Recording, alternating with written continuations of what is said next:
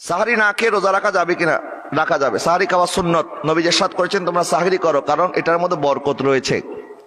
অনেকে আছে রাত্রেবেলায় ঘুমায় যায়, বলে আমার আর ডাকাডাকি করিও না, সাহারি খাবো না, রোজা রেখে ফেলবো, এটা অনুত্তম। তা আপনি সাহারি শুধু মিস করেন, আপনি ফজরের জন্য উঠতে হবে না আপনাকে? তো ফজরের নামাজের জন্য যদি উঠতে হয়, একটু 10 মিনিট আগে উঠলে অসুবিধা কি? 10 মিনিট আগে উঠে আপনি সাহারি করবেন, সুন্নতের সওয়াব থেকে কেন নিজেকে বঞ্চিত করবেন? আজানের কিছুক্ষণ আগে ইফতার করে ফেলেছি, আমার রোজা কি হয়েছে? না, রোজা হয় নাই। কারণ আজান যদি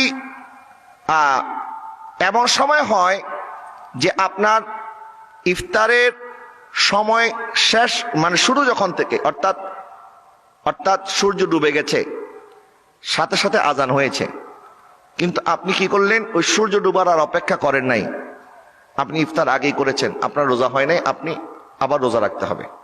আপনাকে আজানের দিকে নয়, ফজরের নামাজের সময় আপনি এটা খেয়াল রাখবেন, ইফতারের সময়, সাহারির সময়, এটা সময়ের দিকে খেয়াল রাখতে হবে, আজানের দিকে নয়। কারণ আজান 5 মিনিট পরেও হতে পারে।